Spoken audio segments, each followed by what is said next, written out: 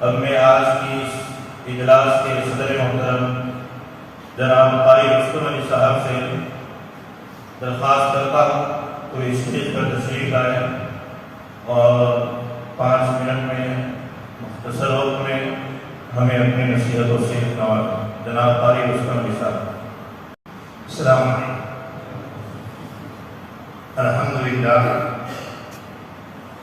الحمدللہ کفا والسلام علی عبادہ الذین اصطفیٰ اما بعد۔ اعوذ باللہ من الشیطان الرجیم، بسم اللہ الرحمن الرحیم۔ وما ارسلناک الا رحمۃ للعالمین، صدق اللہ مولانا العظیم۔ بزرگان محترم اور عزیزان گرامی قدر دوستو، آج کا ہمارا اجلاس سیرت النبی صلی اللہ علیہ وسلم کے نام سے منعقد کیا جا رہا ہے اور جمعیت علماء ضلع ناگور کی طرف سے ایک اجلاس کا انعقاد کیا گیا ہے۔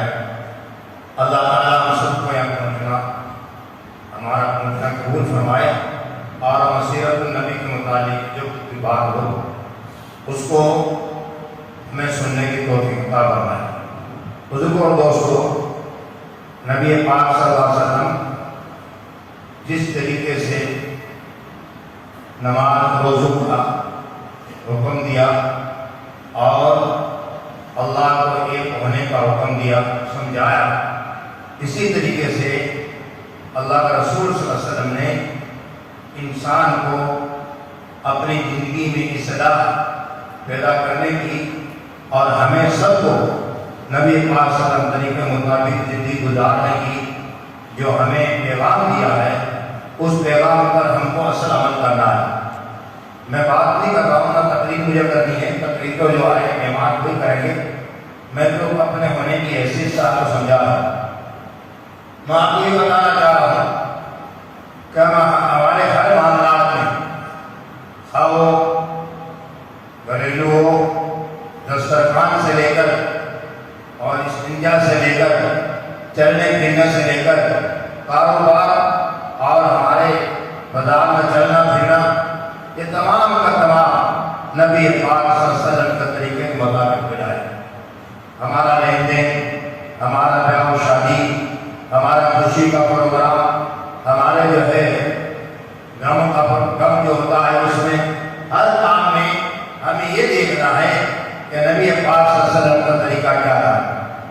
نبی پاک صلی اللہ علیہ وسلم نے ہم کو کیا اچھلنے کی یا کودنے کی اجازت دی ہے یا نہیں دی ہے، ہمیں یہ دیکھنا ہے۔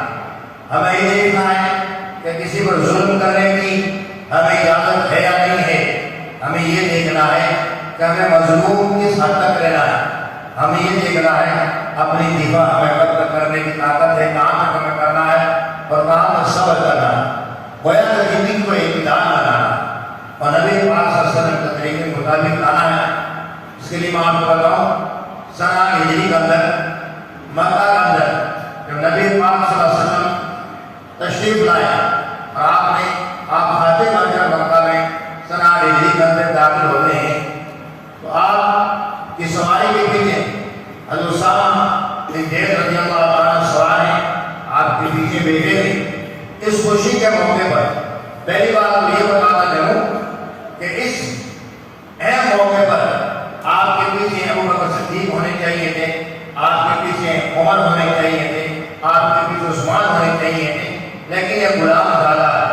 آپ کی خاموش سیرت خاصین کو یہ جواب دے رہی تھی کہ اسلام انسان کو نیچا کرنے کے لیے نہیں آیا، اسلام انسان کو غلام بنانے کے لیے نہیں آیا، بلکہ اسلام کو بستی میں بسنے والے انسانوں کو بلند کرنے کے لیے آیا ہے۔ اسلام لوگوں کو بلندی تک پہنچانے کے لیے آیا ہے اور اسلام کا پیغام ہی ہے۔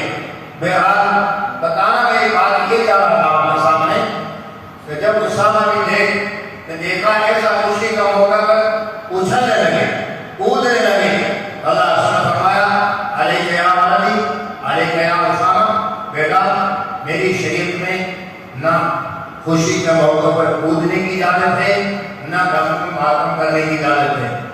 یہ دونوں چیزیں اسلام سے پہلے کی چیزیں ہیں۔ اچھلنا کودنا، ڈھول ڈھپے بجانا اور شادیوں داؤں پر یا خوشی کے موقع پر شریر کو بالا رکھ کر اللہ کو بھول کر انسان جو کود اور مستیاں کرتا ہے، یہ اسلام سے پہلے کا پیغام ہے۔ بلکہ اسلام آنے کے بعد بھی اللہ تعالیٰ نے دونوں چیزوں کو بدل دیا ہے۔ کہا کہ خوشی اگر اللہ کسی کو دے تو وہ شکر ادا کرے، اور غم دے تو وہ صبر کا حق ادا کرے۔ اس لیے میرے دوستوں، ہماری شریر میں نہ خوشی میں کودنے کا، اچھلنے کا، نہ ڈھول ڈھپے بجانے کا، نہ شریعت کو بالا رکھ کر اللہ تعالیٰ کی منہ لینے کا، منہ لینے کی اجازت ہے، اور نہ ہی ہمیں اور کسی، بلکہ ہماری شریعت میں یہ ہے کہ نبی پاک صلی اللہ علیہ وسلم کی سیرت یہ بتاتی ہے کہ آپ کی سیرت میں یہ کہ اللہ کسی کو اگر خوشی دے، اللہ کسی خوشی کا سویرا عطا کرے، تو وہ یہ بھی یاد رکھے کہ خوشیوں کا سویرا عطا کرنے والا پھر غموں کا اندھیرا مسلط کرنے پر دیر نہیں لگاتا ہے۔ لہذا ہمیں ہر حال میں اللہ کے رسول صلی اللہ علیہ وسلم کی سیرت کو اپنانا ہے۔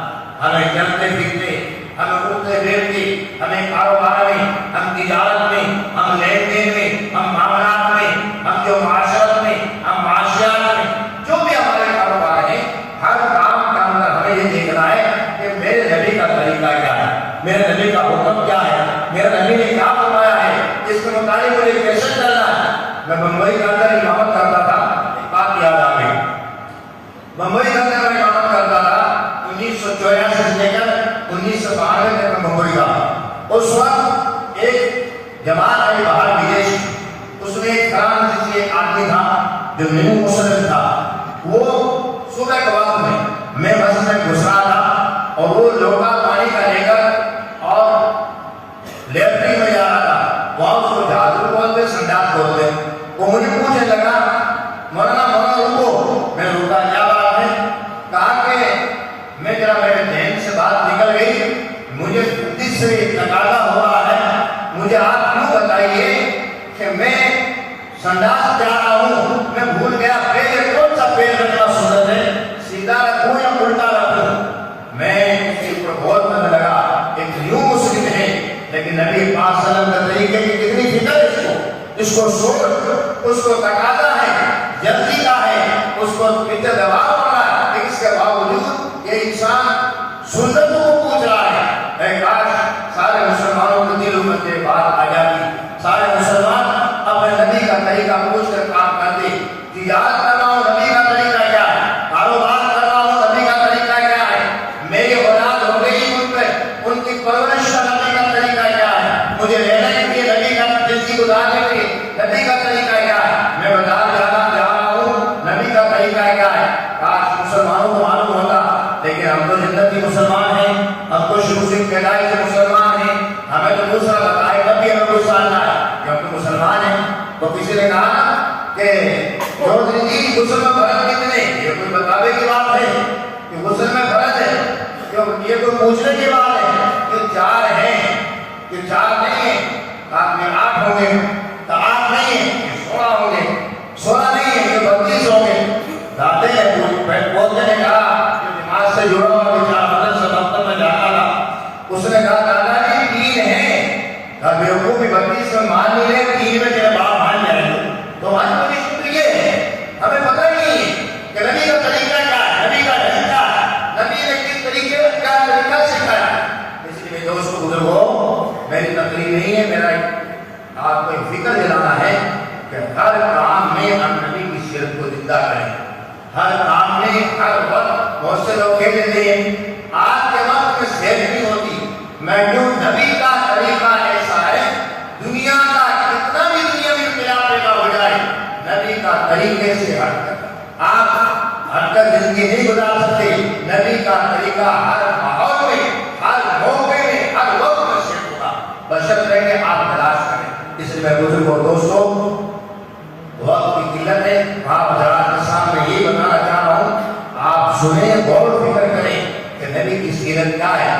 ہمارا شادی، بیاہ، لین دین، ہمارا کاروبار، ہمارا رہن سہن، ہمارے معاملات، ہر کام میں ہم نبی کے طریقے کو آگے رکھیں۔ یہی تو سمجھایا جاتا ہے، یہی بتایا جاتا ہے، یہی لوگ بس بٹھانا سمجھاتے ہیں بھائی نبی کا طریقہ ہماری زندگی میں آئے اور نبی کی سیرت ہماری زندگی میں آئے۔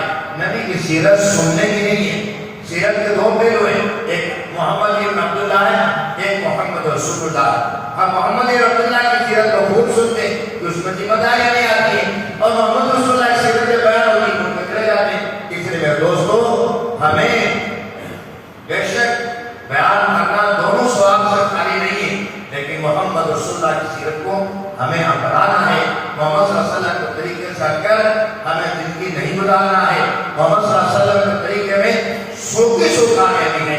اس لیے ہمیں اپنی زندگیوں کے اندر سنت سنتے سنتے زندگی گزر گئی، اب زندگیوں میں سیرت کو لانا ہے۔ اللہ تعالیٰ مجھے بھی عمل کی توفیق عطا فرمائے، اللہ آپ کو بھی عمل کی توفیق عطا فرمائے، اور سب کو نبی پاک صلی اللہ علیہ وسلم کی سیرت اپنانے کی اور سیرت کے مطابق زندگی گزارنے کی توفیق عطا فرمائے۔ ہر کام میں، ہر معاملات میں نبی کی سیرت کو ہمیں اپنی زندگی میں لینے کی توفیق عطا فرمائے۔ وآخر دعوانا ان الحمدللہ رب العالمین۔ Thanks for watching. Don't forget to like, comment, share and subscribe to Al Wahid channel.